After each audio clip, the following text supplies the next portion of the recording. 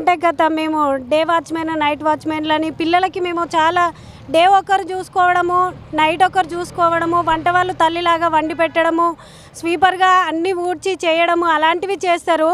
అలాంటివి 13 నెలలుగా మాకు జీతాలు లేవు, ఏం లేకుండా మేము ఈ డ్యూటీలు చేయాల్సి వస్తుంది. అయినా కూడా మా పొట్ట ఇబ్బందులు, మా పిల్లలకి చదువులకి కానీ మా ఇంట్లో పరిస్థితులు కానీ వెళ్ళలేని పరిస్థితులు ఏర్పడుతున్నాయి.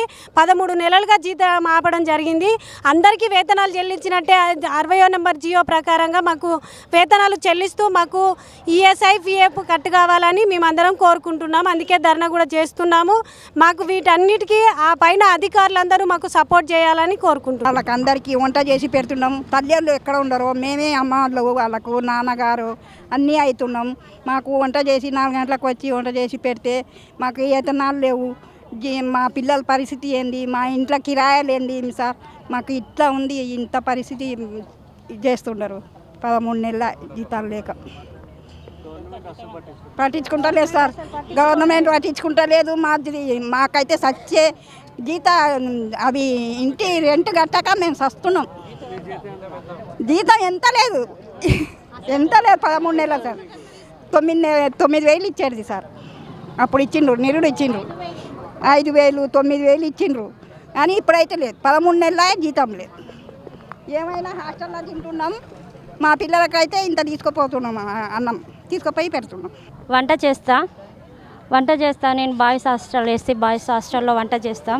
మా పిల్లల్ని విడిచిపెట్టి మేము 5 గంటలకు వస్తాం. మా పిల్లలను కూడా మేము ఆ రీతిగా మేము పట్టించుకోకుండా వదిలేసి వస్తాం. కానీ మేము మా పిల్లల్లాగా వీళ్ళని చూసుకొని వీళ్ళకి వండి బాక్సులు పెట్టి వాళ్ళను పాలన తల్లిదండ్రులుగా మేము చూసుకుంటే మాకు ఇంత 13 నెలల నుండి జీతాలు ఇవ్వకుండా మా బాధలు ఎవరు పట్టించుకునేలేరు.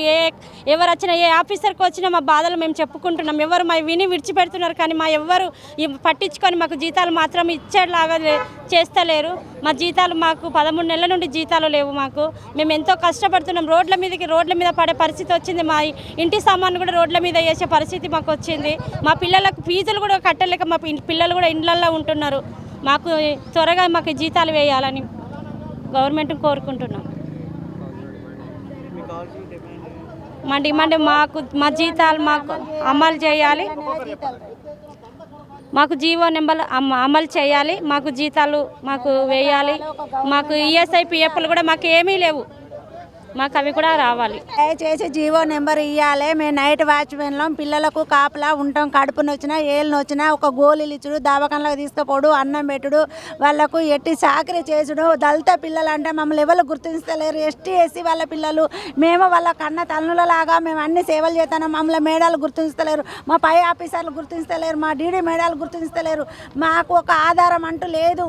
మాకు దరిదాపు లేదు. మా పిల్లలు మేము కిరాయిలు కట్టలేక రోడ్డున పడుస్తున్నాం. మా పిల్లలకు మాకు ఏ ఆధారం లేదు. ఈ వచ్చే జీతాలు సుతా 5,000 జీతాలు అమలు అయితలేవు. మాకు ఏ విత్తనాలు లేవు. ఏం తిని బతకాలి మేము. వంట వాళ్ళన్న ఫుడ్ పెట్టి కనీసానికి కడుపుకు ఇంత తిందామన్న సుతా తినే హక్కు లేదంటారు. మేము డ్యూటీ చేసి ఎందుకు తినకపోవాలి? మా పరిస్థితి ఏంది? మేము ఇదే రోడ్డున పడాలన్నా? దయచేసి మమ్మల్ని గుర్తించాలని 13 నెలల జీతాలు మమ్మల్ని గుర్తించాలి. మాకు నెలకు 25,000 సాలరీ వచ్చేటట్టు చూడాలి. గవర్నమెంట్ ప్రభుత్వం అనేది కంపల్సరీ దయచేసి చూడాలి. మేము కోరుకునేది ఇదే. మా పిల్లల మా హాస్టల్లో మేము బీసీ హాస్టల్లో ఎస్టీ హాస్టల్లో ఉన్నాం, గర్ల్స్ ఉన్నది, అందరం ఉన్నాం. ప్రతి ఒక్క హాస్టల్లో ఉన్నాం. అందరిని మమ్మల్ని గుర్తించాలి. 18,000 ఇస్తారు బీసీ హాస్టల్కు. మస్కు ఎస్టీ ఎస్సీ హాస్టల్ వాళ్ళకే ఇస్తలేరు. ఎస్టీ హాస్టల్ వాళ్ళకే ఇస్తలేరు. 150 మందికి ఎవరు ఇస్తలేరు. దయచేసి మీరు 15,000 జీతం వస్తుంది. పిఎఫ్ ఈఎస్ఐ అన్నీ కట్ అవుతున్నాయి. మేము 3 పూటల వంట చేస్తున్నాము. మాకు వేతనాలు లేవు. మాకు పిఎఫ్ లేదు, ఈఎస్ఐ లేదు. జీవో నెంబర్ 60 ప్రకారం మాకు వేతనాలు ఇవ్వాలి. మమ్మల్ని కూడా పీమెట్రిక్ హాస్టల్స్ లానే జీతాలు వేతనాలు ఇవ్వాలని కోరుకుంటున్నాం గవర్నమెంట్ని. పీమెట్రిక్ ఎట్లా జీవో ఉంటుంది, పోస్ట్ మెట్రిక్ ఎట్లా జీవో ఉంటుంది? పీమెట్రిక్ ఎక్కడి నుంచి వచ్చింది జీవో? పోస్ట్ మెట్రిక్ ఎందుకు వస్తలేదు? అవి కూడా హాస్టల్సే కదా, అందులో కూడా గవర్నమెంట్ ఎంప్లాయీ ఉన్నారు కదా. అది కూడా ఎస్సీ డిపార్ట్మెంటే కదా. డిస్ట్రిక్ట్ ఆఫీసర్ ఎస్సీ డిపార్ట్మెంట్కు పోస్ట్ మెట్రిక్ ఫీ మెట్రిక్ ఒక్కటే డీడీ కదా. వాళ్ళకి ఎందుకు ఆన్లైన్ అవుతుంది, మాకెందుకు ఆన్లైన్ అవుతలేదు? మేము 3 పూటల వంటలు చేసేటోళ్ళకేమో జీతాలు తక్కువ, 2 పూటల వంటలు చేసేటోళ్ళకేమో జీతాలు ఎక్కువ. పిఎఫ్ కట్ అవుతుంది, ఈఎస్ఐ కట్ అవుతుంది, మాకు ఏవి కూడా కట్ అవుతలేవు. మాకు అవన్నీ వర్తించాలి, ఆ హక్కులన్నీ మాకు రావాలని డిమాండ్ చేస్తాం. మా పరకాల్ మండల్ హన్మకొండ జిల్లా. నేను నైట్ వాచ్మెన్గా పనిచేస్తున్నాను. గత 7-8 సంవత్సరాల నుండి చేస్తున్నాము. మరి మాకు 13 నెలల నుండి జీతాలు ఇవ్వకపోవడము చాలా బాధాకరమైన విషయము. మాకు పండుగలకు కూడా బట్టలు కొనుక్కోలేని పరిస్థితి ఉన్నది. మరి మేము ఎస్సీ హాస్టల్లో పనిచేస్తున్నటువంటి మా కార్మికులకు మరి ఇంతవరకు జీతాలు ఇవ్వకపోవడం ఎంత కరెక్ట్ తప్పు అనేది మీరే ప్రభుత్వం ఆలోచన చేయాలి. మన రేవంత్ రెడ్డి గారు ఆలోచన చేయాలి, సీఎం గారు ఆలోచన చేయాలి, దీని మీద బట్టి విక్రమార్క ఆలోచన చేయాలి. మరి మాకు చిన్నపిల్లల హాస్టల్కు వాళ్ళకు నెలకు 18,000 రూపాయలు అవుట్ సోర్సింగ్ వాళ్ళని చేసి మరి మేము ఈ మమ్మల్ని క్యాటరింగ్ కాంటాక్ట్ అని చెప్పేసి మరి మమ్మల్ని ఎవరికి పట్టించుకునే నాదులు లేరు. మమ్మల్ని మేము 24 గంటలు మరి పిల్లలకు అందుబాటులో ఉండి వార్డెన్లకు అందుబాటులో ఉండి ప్రతిదీ మేము చేస్తాము, కానీ మమ్మల్ని గుర్తించడం లేదు. దయచేసి ప్రభుత్వాన్ని కోరుకునేది ఏమిటంటే ఎస్సీ హాస్టల్లో పనిచేసేటువంటి కార్మికులను గుర్తించి మా జీతాలు మాకు 13 నెలల వంటి జీతాలు ఇప్పించి మాకు ఖచ్చితంగా 18,000 రూపాయలు శాలరీ బీసీ హాస్టల్కి ఏ విధంగా ఇస్తున్నారో మాకు కూడా ఆ విధంగానే ఇవ్వగలరని మేము ఈరోజు ఇక్కడికి రావడం జరిగింది. మేము అదే డిమాండ్ కూడా చేస్తున్నాము. దయచేసి మా పైసలు మాకు ఇప్పించగలరని కోరుచున్నాం. హైదరాబాద్ డిస్టిక్ కాలేజ్ హాస్టల్ మేము 7,000కే శాలరీ ఇస్తలేరు 13 నెలల నుంచి. మాకు ఇంట్లో ప్రాబ్లమ్స్ బాగా అవుతున్నాయి. వెంటనే శాలరీస్ ఇప్పియాలా, జీవో 60 ప్రకారం మాకు ఉద్యోగ భద్రత కల్పించాలా, మాకు అచ్చటి హక్కులు మాకు కావాలా. డిమాండ్ మా శాలరీస్ మాకు ఇవ్వాలా, 13 నెలల వేతనాలు, జీవో ప్రకారము అవుట్ సోర్సింగ్ చేయాలా. పట్టించుకుంటలేరు, మా సారు కూడా పట్టించుకుంటలేరు. ఎన్నిసార్లు అడిగినా సమాధానం లేదు. మీ ఆన్లైన్ అయితే లేవంటున్నారు. ఎందుకు ఆన్లైన్ కావు? బిల్లులు ఎందుకు శాంక్షన్ చెయ్యరు? వాళ్ళ చేతుల్లో ఉంటుంది కదా, వార్డెన్ చేతుల, వాళ్ళే ఇస్తలేరు. పిల్లలకు అంటి పెట్టుతున్నాం, కడుపు నింపుతాం, మా కడుపు కాలుతున్నది, ఎవరు చూస్తలేరు. ఆదిలాబాద్ డిస్టిక్